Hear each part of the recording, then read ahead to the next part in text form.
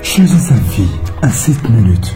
Votre émission hebdomadaire qui vous propose des thèmes variés, des contenus riches, des idées mûries pour votre développement personnel. 7 minutes pour changer sa vie, c'est du rire, de l'émotion, de la maîtrise et de l'écoute. Suivez le coach Issa Démé tous les samedis à l'inédite. Tout savoir en 7 minutes, c'est possible. Il a été donné de constater que 4 éléments sont à la base des problèmes humains. Ces 4 éléments sont la dualité, l'attachement, les peurs et les désirs et l'empaquetage social ou conditionnement social. L'objectif de cette vidéo est d'expliquer ces 4 éléments. Bonsoir coach. Oui, bonsoir. Comment vous allez? Très bien, et chez vous? Oui, ça va très bien. Okay. Alors coach, dites-nous, à quoi renvoie la notion de dualité? Ok, la notion de dualité est simple. Ça renvoie au fait que l'esprit humain essaie de créer l'opposé de chaque chose. Voilà. Et lorsqu'on prend, on dit tout système induit à lui seul son anti-système. Okay. Est-ce que vous voyez, toute idéologie voit naître immédiatement au fait une autre idéologie contraire. Dire que quelqu'un est court suppose déjà qu'une autre personne est grande de taille. Dire que quelqu'un est laid suppose qu'une autre personne est jolie. Dire à une personne que je t'aime suppose qu'il y a des gens que vous n'aimez pas. Donc ça veut dire tout simplement que il y a cette dualité qui est là. Et dès lors qu'on emploie quelque chose, immédiatement l'esprit humain crée en fait l'opposé. Et l'élément le plus important à comprendre dans la dualité, c'est que on dit la véritable ignorance de l'homme, c'est la méconnaissance de la dualité. Okay. C'est ça qui est à la base de tous les conflits.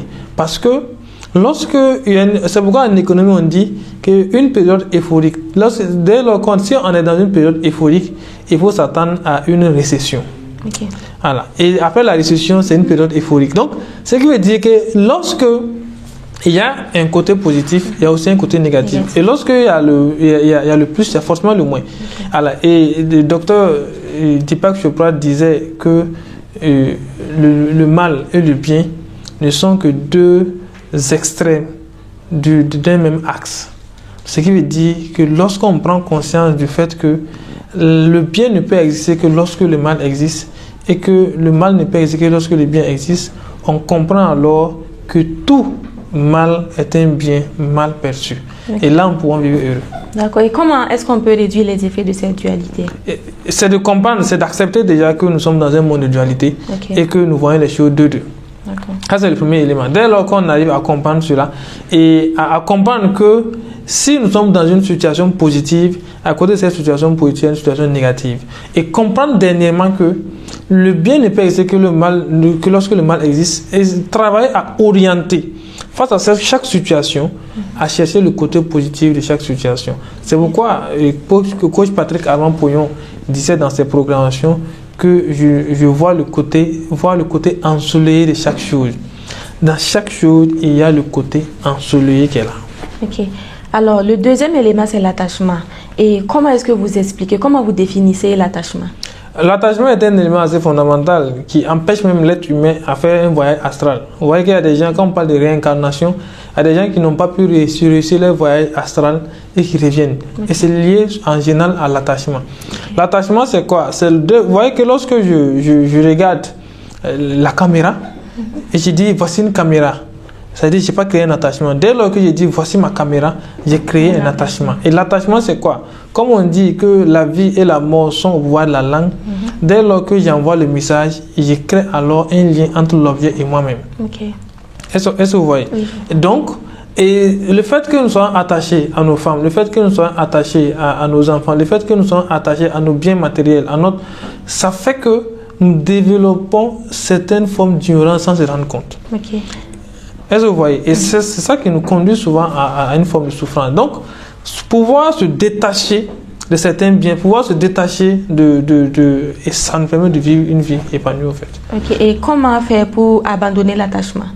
Pour abandonner l'attachement, c'est simple. Nous, on aime dire aux gens, quand on reçoit peut-être quelqu'un qui développe le côté attachement, on lui dit, travaille à prendre le bien qui était le plus cher et de donner un cadeau à quelqu'un. C'est-à-dire l'élément, la chose dont tu ne peux même pas imaginer que Tu peux donner ça à quelqu'un. On dit, prends ça et va offrir comme cadeau à quelqu'un. Donc, si vous faites ce genre de gestes-là, c'est-à-dire les habits qui vous sont chers, que vous aimez beaucoup, prenez cet habit-là et faites un don à quelqu'un. Les biens qui vous sont chers et que vous aimez, prenez ça et faites. Donc, dès lors que vous faites cela, vous commencez alors à vous détacher des gens. Et vous voyez que la plupart des gens souffrent en amour à cause de l'attachement. La plupart des gens souffrent souvent parce qu'on est trop attaché à l'autre. On est trop attaché à nos objets. Et une personne qui est beaucoup attachée à son objet, voilà, c'est pourquoi dans la culture africaine, une personne qui aime tellement ses biens et que la personne meurt sans avoir fait le transfert de ses biens à une autre personne, ce bien ne sert à rien encore. Parce que toute personne qui va venir utiliser ce bien-là, il y a l'énergie de la personne qui est toujours là, du défunt qui est là. Et comme la personne ne vit plus, le bien aussi ne vit plus et le bien ne va pas servir. C'est pourquoi les Blancs chez eux, avant de mourir, il y a un testament qui dédie que ces biens-là sont attribués à telle personne. Et c'est ça qui arrive à faire qu'ils arrivent à pérenniser au fait leur entreprise, leur bien et tout ce qui s'ensuit. Parce qu'ils ont réussi à comprendre la notion de l'attachement et ils s'abandonnent ça. Ok. Le troisième élément, c'est la peur et les désirs. En quoi est-ce que les peurs et les désirs constituent un problème pour l'homme? Oui, les philosophes disaient, les stoïciens disaient que sur le bien et le plaisir, et la sagesse consiste à rechercher le bien, dont la possession est le bonheur, il s'ensuit que tout bien soit désirable. Mais attention, tout bien n'est pas nécessairement désirable. Ils vont loin pour dire que parce que tout bien n'est pas nécessairement désirable parce que il y a des petites douleurs qui peuvent entraîner un grand plaisir. Il y a des grandes douleurs qui peuvent, il y a des grands plaisirs qui peuvent entraîner, ou il y a des petits plaisirs qui peuvent entraîner des grandes douleurs. Donc, tout bien n'est pas. Robert Kiyosaki dit dans son livre Père riche, Père pauvre, il dit, c'est le désir qui nous saisit. C'est-à-dire la peur, le désir nous amène à sortir du dehors et la peur nous saisit. La peur est un sentiment humain. Et l'homme doit désirer pour pouvoir vivre. Parce que dès lors que l'homme ne désire pas, il sera confronté à la servitude et à la souffrance. Mais en même temps, ces désirs sont à la base de notre souffrance. Donc, lorsque l'élément le plus important, c'est que les gens essaient de lutter contre, au fait, les désirs. Alors qu'on ne doit pas lutter contre les désirs. Voilà, justement, est-ce que c'est possible de lutter contre les peurs et les désirs? Richard Bandler disait que il ne sert à rien de lutter contre les désirs. Il faut trouver souvent un moyen de les combler. Voilà. C'est parce qu'on a peur de pouvoir combler nos désirs. Vous voyez, on a peur de pouvoir combler nos désirs. C'est ça qui nous amène à souffrir. Mais dès lors, c'est pourquoi dans le cantique, nous, on travaille à amener l'être humain à comprendre qu'il peut tout avoir à travers la manifestation de l'objet dans sa pensée.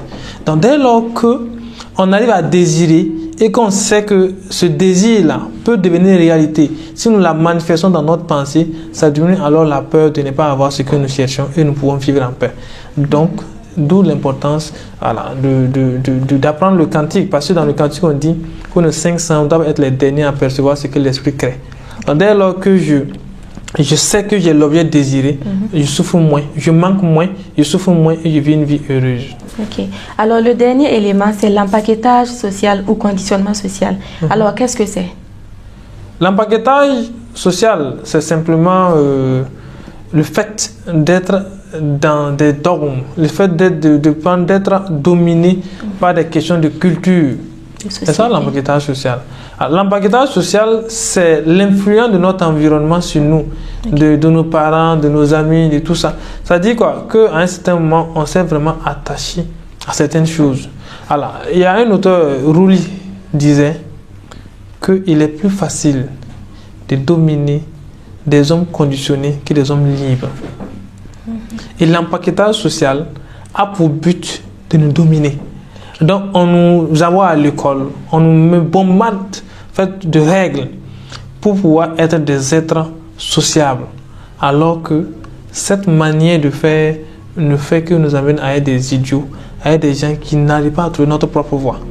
Donc, l'empaquetage social a pour but d'amener l'être humain à être esclave. Et c'est ça dans nos sociétés. Dès lors qu'on est dans une société, la société a déjà des règles préétablies et on nous impose. Et c'est ça l'empaquetage. Ok, mais comment sortir de cet empaquetage social? Il faut rompre avec soi-même. Il faut rompre avec soi. Identifier un nouveau soi. Comprendre que je suis un être libre et je dois vivre une vie heureuse. Et que toutes ces cultures, toutes ces religions ne doit pas m'empêcher d'être ce que je veux. C'est pourquoi on dit il faut que les hommes cessent d'être des religieux pour être des spirituels.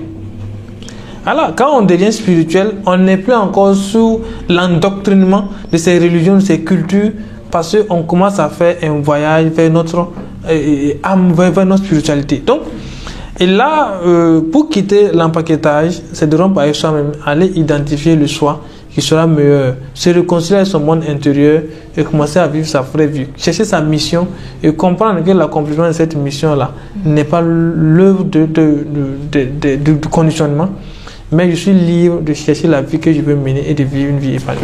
Ok, merci bien coach pour tous ces éléments de réponse là. Alors chers internautes, nous sommes à la fin de cette émission. Nous vous retrouvons très bientôt pour une autre émission. D'ici là, portez-vous bien.